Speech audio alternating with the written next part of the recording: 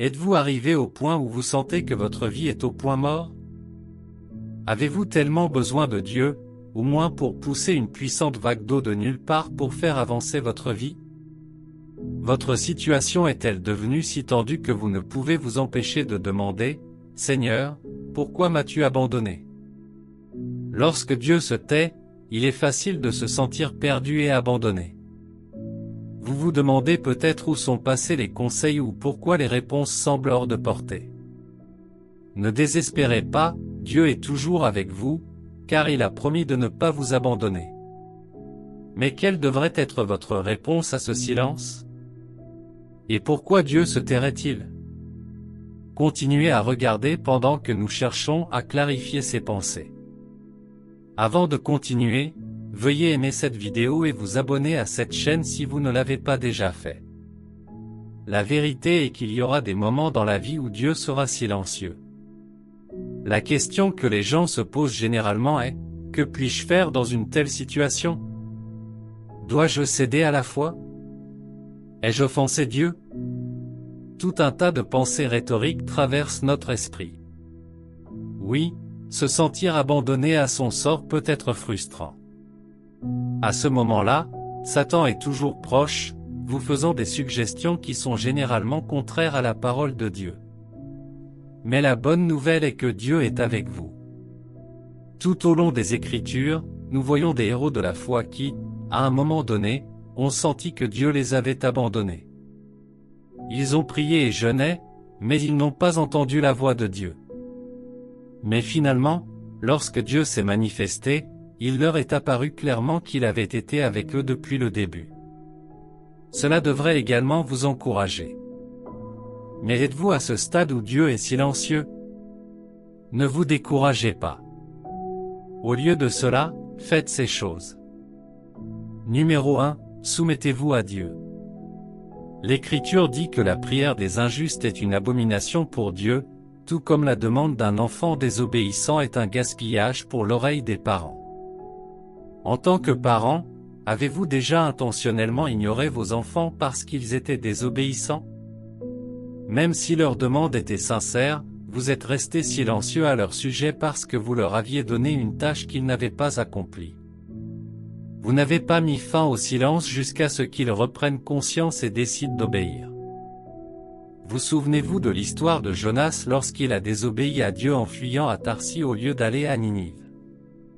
Puis la tempête est arrivée, et tout le monde sur le bateau a invoqué ses différents dieux. Je crois que les enfants de Dieu étaient sur ce bateau à part les adorateurs païens. Même Jonas ne serait pas resté silencieux dans cette situation. Mais Dieu a-t-il répondu à leurs prières? Vous connaissez la réponse, Dieu est resté silencieux jusqu'à ce qu'il jette Jonas hors du bateau. La question que vous devez vous poser maintenant est, est-ce que je m'accroche à quelque chose contre lequel Dieu m'a mis en garde? Pensez-vous que parce que plusieurs jours se sont écoulés depuis l'instruction de Dieu, il l'a oublié? Seul l'homme oublie, Dieu ne l'oublie pas. Vous devez soumettre cette chose à Dieu, tout comme Jonas a été soumis à la mer puis au ventre du poisson. Mais Jonas a mis 3 jours de plus pour comprendre ce qui n'allait pas. Et savez-vous quoi? Dieu a attendu. Peu importe le temps que vous choisissez pour explorer la voie de la désobéissance, Dieu a tout le temps du monde. Les hommes se lassent de la patience, mais Dieu non. Comme Jonas, vous devez crier depuis ce ventre de silence et faire connaître votre soumission. S'il faut jeûner pour exprimer votre brisure, faites-le. S'il faut prier pour pardonner, faites-le. Dieu veut que vous abandonniez quelque chose. Y pensez-vous en ce moment? Lorsque vous obtenez la réponse, abandonnez-vous et épargnez-vous ce stress prolongé. Essayez-vous de trouver votre chemin dans les instructions de Dieu?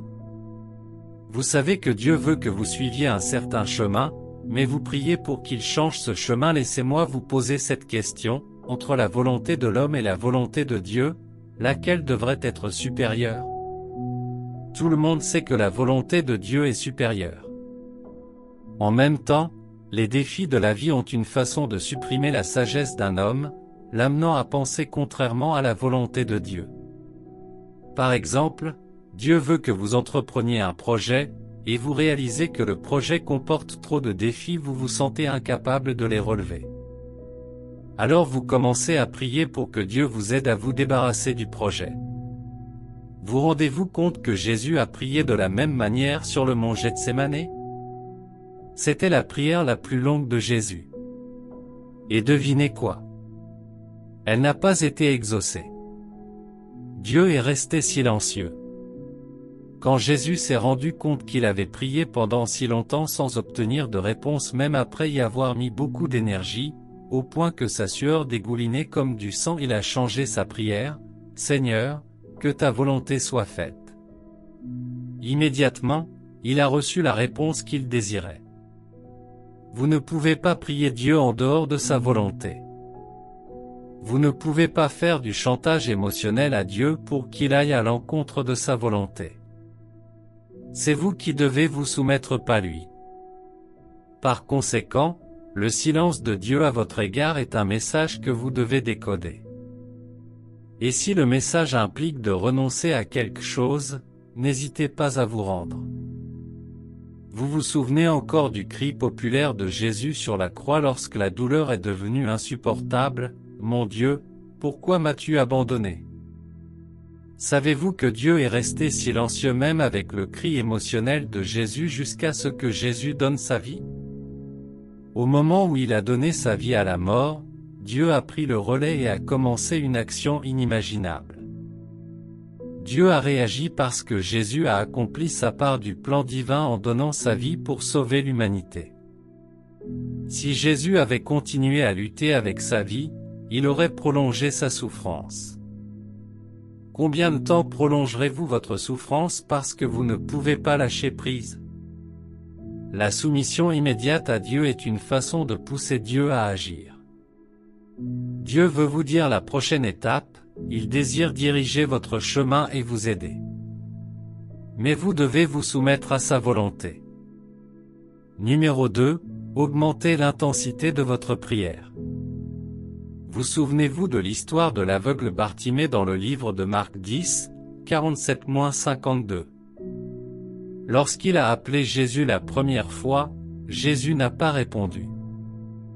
Jésus a entendu sa voix la première fois, mais à ce moment-là, la voix de Bartimée n'était pas différente de celle de la foule. Si Bartimée avait abandonné au premier appel, il aurait perdu sa seule chance d'être guéri. Mais le sage et désespéré Bartimée pleura une seconde fois, cette fois-ci plus fort pour que personne ne puisse l'ignorer. Même la foule qui l'entourait était troublée et il dut l'éviter. À ce moment-là, Jésus entendit, lui fit signe et le guérit. Dieu peut se taire face à votre prière parce que votre prière ne fait pas assez d'écho. Anne est une histoire courante qui a retenu l'attention de tout le monde. Anne était une femme stérile depuis de nombreuses années.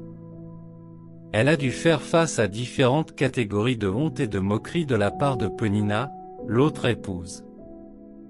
Elle a prié pour l'intervention de Dieu à Silo chaque année qui passait. Une chose louable chez elle était qu'elle n'a pas abandonné la prière. Elle aurait pu perdre tout intérêt pour Silo à cause de la frustration d'une prière sans réponse, mais elle ne l'a pas fait. Au lieu de cela, elle est restée fervente dans la prière jusqu'à ce que Dieu lui parle par l'intermédiaire d'Élie.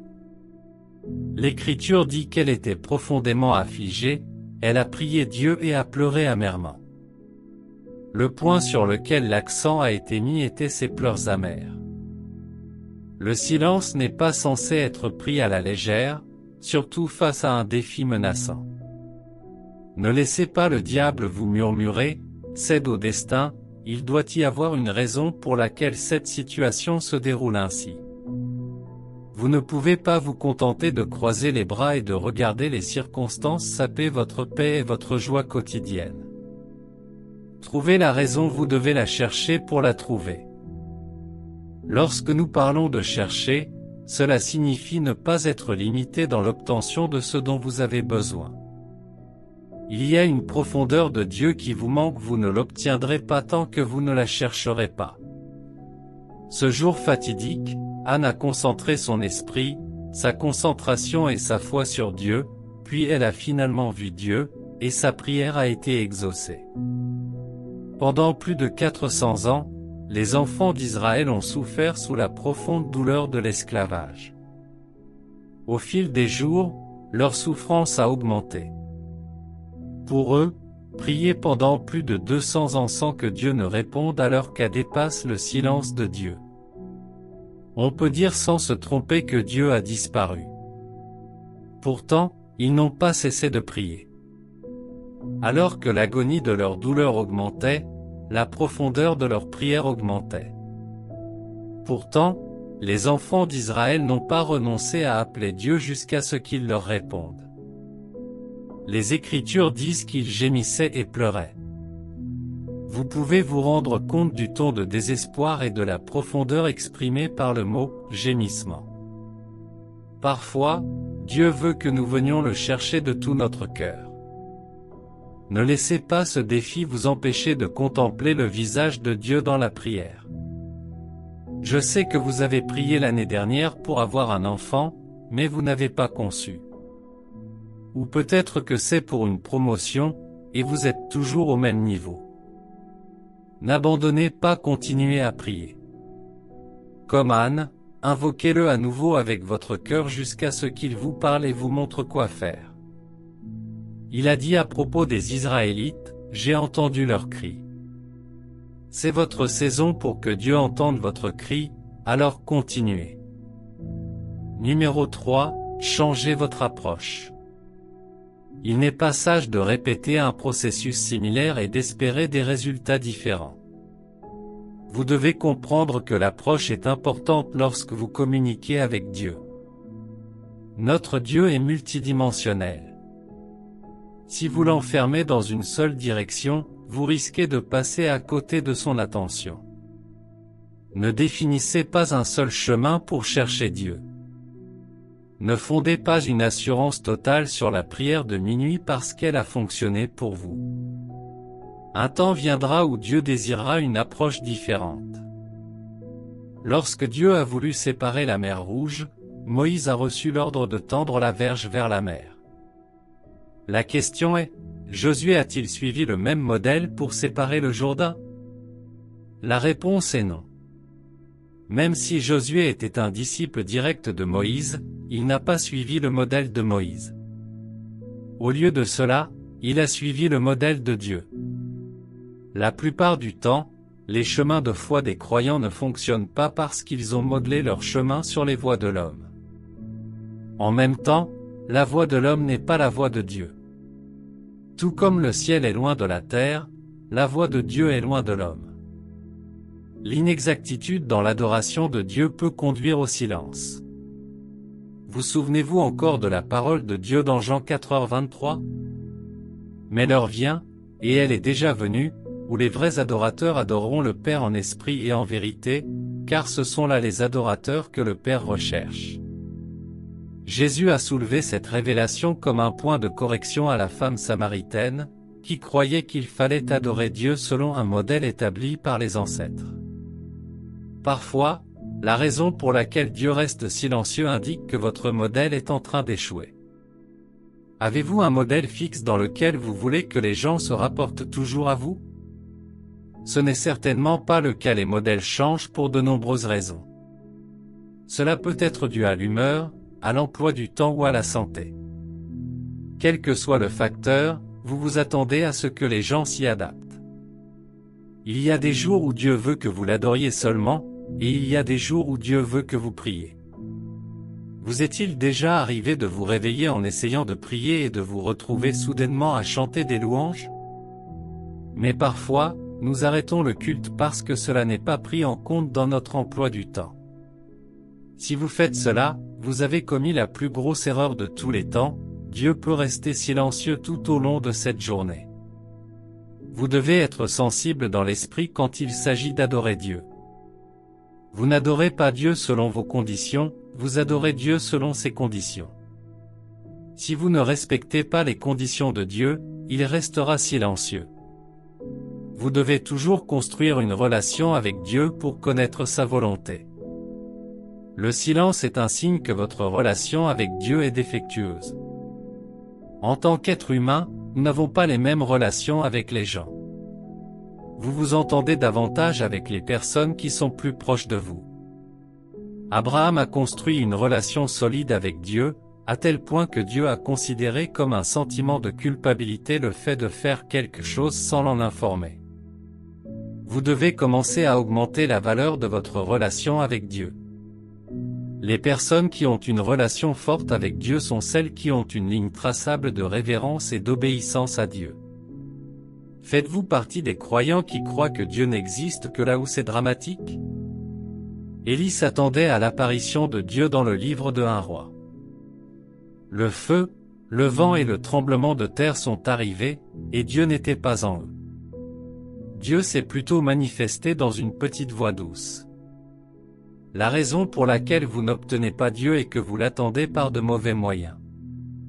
Si Élie avait construit un modèle d'écoute de Dieu à travers le feu, il n'aurait pas vu Dieu selon le scénario.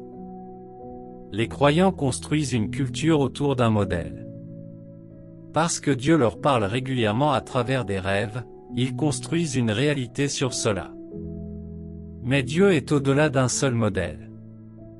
Un temps viendra où Dieu voudra qu'ils montent ici, et il voudra forger en eux la maturité. Alors Dieu a élevé leur rang de rêve à une vision. Pendant ce temps, la personne concernée croit toujours que Dieu lui parlera à travers des rêves. Plus ils attendent Dieu à travers un rêve, plus ils resteront dans un état de silence. La seule chose qui peut changer la situation est de changer leur approche. Un moment de silence peut être un message de Dieu vous invitant à améliorer votre foi et à changer votre approche. Numéro 4. Communion avec d'autres croyants. La parole de Dieu dit que le fer aiguise le fer. Que se passe-t-il si le fer refuse d'être aiguisé? Il devient alors émoussé. Lorsque vous n'entendez plus Dieu, cela indique que le canal de votre esprit est émoussé. La façon la plus simple de se remettre d'une telle situation est de localiser le rassemblement de personnes qui sont vibrantes dans l'esprit. Vous vous souvenez de la parole de Dieu lorsqu'elle dit de ne pas négliger le rassemblement des frères. Il y a une bénédiction attachée à la communion avec les frères. Même Jésus n'a pas oublié d'enseigner à ce sujet. Il a dit que le Seigneur est là où 2 ou plusieurs personnes sont rassemblées en son nom. Vous perdez votre feu lorsque vous vous éloignez de la communion. La compagnie des amis que vous vous faites déterminera le produit que vous produirez. Vous ne pouvez pas vous attendre à vous mettre sous le joug d'un non-croyant et espérer que vous portiez le fruit d'un croyant. Le problème de ne pas entendre Dieu peut être diagnostiqué en vérifiant le cercle de personnes avec lesquelles vous marchez. Si votre cercle est composé de gens froids, ils frotteront leur froideur sur vous et éteignent votre feu. Lorsque vous êtes froid et que vous marchez avec des gens dont la vie de foi est brûlante, vous réalisez que par la motivation et la compagnie, le feu se développera en vous qui enlèvera le froid. Quand un esprit maléfique possédait le roi Saül, la solution était de localiser David avec l'Esprit de Dieu, qui pouvait attirer la présence de Dieu à travers des chants. Lorsque vous n'entendez pas Dieu, vous devez humblement vous connecter à des hommes qui entendent Dieu. Pendant de nombreuses années, la terre d'Israël a été en proie au silence absolu de Dieu, et la vision et les paroles de Dieu étaient aussi rares que des pierres précieuses. Lorsque Samuel est arrivé, le récit a changé. Il est devenu une oasis dans le désert prophétique de la terre d'Israël. Vous devez rechercher des hommes comme Samuel lorsque Dieu est silencieux. Au moins, ils vous révéleront ce qui cause votre problème. L'inverse est de vous retrouver dans le rassemblement prophétique. L'une des bénédictions de la communion avec les frères est la manifestation du Saint-Esprit à travers la prophétie. Lorsque la prophétie se manifeste, vous pourriez recevoir la parole qui changera les choses pour vous. La transmission est une autre bénédiction qui pourrait changer votre histoire. L'apôtre Paul conseillait à Timothée de ne pas négliger le don qui lui a été donné par la parole prophétique et l'imposition des mains. La transmission est un autre déclencheur qui peut donner à votre esprit une puissance de retour bienvenue à l'écoute de Dieu. Lorsque l'huile sèche dans une machine, ce que vous faites est de la lubrifier. La machine ne peut pas se lubrifier sans une partie externe. Donc, si vous avez lutté pour raviver votre esprit et que cela ne fonctionne pas, la meilleure chose à faire est d'assister à un réveil. Il y aura toujours un programme de réveil autour de vous. Une surexposition au système mondial, comme l'environnement de travail et les rassemblements sociaux, peut affaiblir votre esprit. Le moyen d'équilibrer les choses est de construire un emploi du temps qui vous permet de fréquenter les programmes de réveil. Vous pouvez également vous aider en classant les programmes de retraite dans des calendriers mensuels ou bimensuels. Pour faire la retraite, vous trouverez un endroit calme et vous vous arrêterez pour prier intentionnellement et étudier la parole de Dieu. La parole de Dieu dit que nous devons construire notre foi la plus sainte. Ne pas construire votre foi peut affaiblir votre esprit. À partir d'une foi affaiblie, vous plongerez dans l'obscurité du silence absolu de Dieu. Avez-vous besoin que cela se produise avant de faire une approche corrective? Il est sage de mettre en place un système de mesures préventives, car les mesures correctives sont toujours difficiles et exigeantes. Par conséquent, vous ne devez pas plaisanter avec les retraites, les programmes de réveil ou tout autre programme qui vous permet de communier avec les frères. Numéro 5. Ravivez votre vie d'étude. Une chose que le diable attaque chez un croyant après sa vie de prière est sa vie d'étude. Tout croyant dont la vie d'étude diminue est entré dans une urgence spirituelle, et un tel croyant cessera rapidement d'entendre Dieu. La parole de Dieu est l'enregistrement physique de la voix de Dieu. Avant d'entendre Dieu, vous devez d'abord le connaître. Voyez comment Jésus a illustré cette vérité avec les brebis dans le livre de Jean 10, 3-4, la sentinelle lui ouvre la porte, et les brebis entendent sa voix. Il appelle ses brebis par leur nom, et les fait sortir. Lorsqu'il a fait sortir toutes les siennes, il marche devant elles, et ses brebis le suivent, car elles connaissent sa voix. Les croyants sont comme des brebis, pas n'importe quelles brebis mais des brebis dressées qui peuvent reconnaître la voix de leur maître. Nous sommes toujours préoccupés par le fait que les gens n'entendent pas Dieu, mais avons-nous déjà été préoccupés par le fait que les gens ne connaissent pas la voix de Dieu? De même, vous qui êtes perplexes à l'idée que Dieu ne vous parle pas, le problème pourrait être que vous ne reconnaissez pas la voix de Dieu. Une chose que vous devez savoir à propos de Dieu est sa nature dynamique. Parfois, les gens confondent la voix complexe de Dieu avec le silence. Si Dieu vous parle d'une manière que vous ne pouvez pas discerner, il attend que vous grandissiez. Ce moment d'attente de Dieu pourrait être une période de silence pour vous. Moïse a conseillé à Josué de ne pas s'éloigner de ce livre de la loi. Tu méditeras dessus jour et nuit. Plus vous connaissez Dieu en étudiant sa parole, plus vous l'entendez. Plus vous connaissez le caractère, le langage corporel et le mode de pensée d'une personne, plus vous réalisez que vous n'avez pas besoin que la personne exprime une parole avant de connaître son intention ou de l'entendre. Rien que par son apparence, vous connaîtrez l'état émotionnel de la personne. Il en va de même pour Dieu. Il parle aux croyants par de nombreux canaux au-delà des mots. Il peut vous parler à travers la nature, les impulsions de votre cœur, les émotions, les gens qui vous entourent, votre perception de la situation, et la liste continue. Vous devez construire un modèle de connaissance sur ces choses par une étude à long terme. Par conséquent, vous vous ferez beaucoup de bien si vous vous consacrez à l'étude de la parole de Dieu. David a dit que la parole de Dieu est une lumière sur son chemin. La parole de Dieu symbolise la lumière, Et tout croyant qui manque de la parole de Dieu pourrait marcher sur le chemin de la vie dans l'obscurité. L'intensité de la luminosité de votre vie détermine également la clarté de votre vie. L'expérience du silence de Dieu peut être diagnostiquée par l'exposition à la parole de Dieu. Si vous lisez moins la parole de Dieu, vous entendrez moins la voix de Dieu. Cela ressemble plus à une équation. La formule précise pour sortir de votre silence avec Dieu est donc d'inculquer une vie d'étude approfondie de la parole de Dieu. Il n'y a aucune chance que vous méditiez sur la parole de Dieu jour et nuit sans qu'il ne vous parle.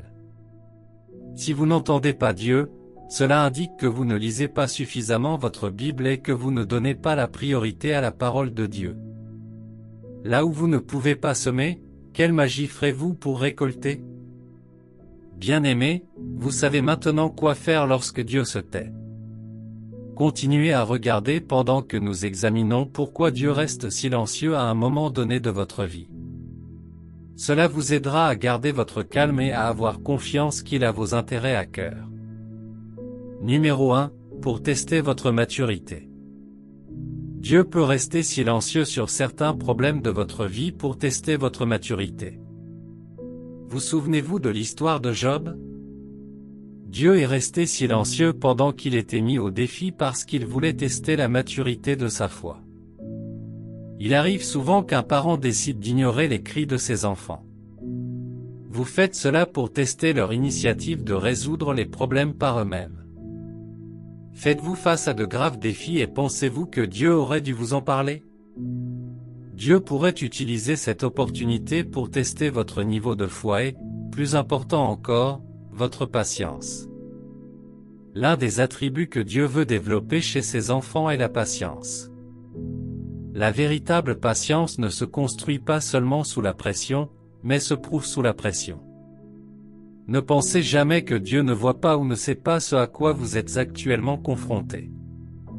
Il vous teste. Numéro 2, pour vous discipliner. La discipline est toujours douloureuse, elle ne vient pas facilement. Mais aussi aimant que soit Dieu, il discipline toujours ses enfants. Il peut vous corriger sur quelque chose, mais vous n'y prêtez pas attention. Alors il enlèvera cette chose même qui attirerait votre attention. La plupart du temps, le traitement silencieux fonctionne, surtout pour le bon croyant qui construit une dépendance totale à Dieu. Vous saurez que quelque chose ne va pas lorsque Dieu ne répond pas à votre prière. La bonne nouvelle est qu'il est également prêt à vous répondre lorsque vous vous renseignez. Numéro 3, augmentez votre faim pour lui. La parole de Dieu dit que ceux qui ont faim et soif de justice sont bénis, car ils seront rassasiés. Vous ne pouvez pas avoir faim de ce que vous avez en excès. Parfois, Dieu se retire de nous pour raviver notre faim pour lui. Parfois, nous n'apprécions pas les choses jusqu'à ce que nous les perdions. De même, lorsque Dieu reste silencieux à votre égard, cela vous stimule à le chercher davantage. À cet égard, cela renforce votre faim. Lorsqu'il est silencieux, vous avez tendance à prier, à étudier et à assister aux services religieux pour chercher une réponse et le connaître plus intimement. Job pensait connaître Dieu jusqu'à ce qu'il soit mis au défi et que Dieu soit silencieux. Au début, il s'est vanté de son engagement envers Dieu, mais à un moment donné, il a su qu'il y avait plus à savoir sur Dieu. Bien-aimés, Dieu vous aime et ne doutez pas qu'il a de grands projets pour vous. Alors ne laissez pas son silence temporaire vous repousser. Rapprochez-vous de lui et regardez-le transformer votre vie. Prions. Père Seigneur, merci pour l'opportunité d'entendre ta parole aujourd'hui. Ta parole a eu un grand impact sur ma vie et j'en suis reconnaissant. Père, prends toute la gloire. Ta parole est puissance et tes paroles sont venues à moi aujourd'hui. Chaque puissance attachée à cette parole aura une œuvre complète sur ma vie au nom de Jésus. Seigneur, comment puis-je t'entendre si ma vie n'est pas alignée avec toi? J'ai peut-être commis des péchés qui ont éloigné mon chemin de toi, certains que j'ai peut-être commis inconsciemment. Je sais que tu es un Dieu miséricordieux et que ta miséricorde dure pour toujours, de génération en génération. Seigneur, montre-moi ta miséricorde. Que le pouvoir purificateur de ton sang soit à l'œuvre dans ma vie pour laver mon iniquité et me rendre digne de ta présence. Seigneur, je reconnais que parfois je veux m'accrocher à des choses que tu ne veux pas que je garde. Je ne veux pas être comme Jonas, qui fut jeté à la mer. Alors, Seigneur, aide-moi. Je te le demande sincèrement parce que je comprends ma faiblesse et la tentation de la chair. Père, s'il y a quelque chose que je dois abandonner pour t'accueillir davantage dans ma vie, Seigneur, aide-moi à lâcher prise au nom de Jésus. Par ta parole, je réalise que plus je te cherche profondément, plus je te vois de près. Seigneur, je ne veux plus te servir dans la superficialité. Seigneur, emmène-moi à un endroit où mes pieds marcheront sur les eaux et ma foi sera sans frontières. Seigneur, donne-moi la mesure de toi qui absorbera ma conscience humaine et m'attirera dans la conscience spirituelle.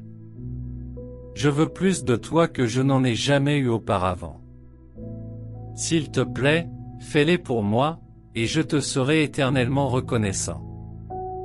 Comment la voix d'un homme peut-elle être juste sans ta parole? Comment un homme peut-il vaincre les ténèbres sans la lumière de ta parole? Je réalise que plus ta parole est en moi, plus je t'entends et m'aligne sur toi. Seigneur, donne-moi la grande faim et la soif de ta parole qui me prendront toute une vie à satisfaire. Seigneur, je veux plus de toi dans ma vie. Alors je suis à genoux, te priant maintenant. Créateur du ciel et de la terre, enseigne-moi tes voies et remplis-moi davantage de ta sagesse divine. Seigneur, je ne suis pas ignorant des stratagèmes du diable et des stratagèmes des méchants pour empêcher un enfant de Dieu d'entendre Dieu. Seigneur, aide-moi à surmonter cette manipulation démoniaque. Agent des ténèbres, comme le prince de Perse qui empêche la voix de Dieu de m'atteindre, je te soumets sous le nom au-dessus de tous les autres noms. Au nom de Jésus, tout genou fléchira et toute langue confessera. De même, toute institution démoniaque qui bloque ma communication avec mon Créateur, s'effondre maintenant au nom de Jésus. Merci, Seigneur, pour ta prière exaucée. Au nom de Jésus, nous avons prié. Amen. Félicitations. Vous êtes sur le point d'entrer dans une nouvelle saison avec Dieu, où vous entendez Dieu clairement et avec précision. N'oubliez pas d'aimer cette vidéo et de vous abonner à cette chaîne si vous ne l'avez pas encore fait. Shalom.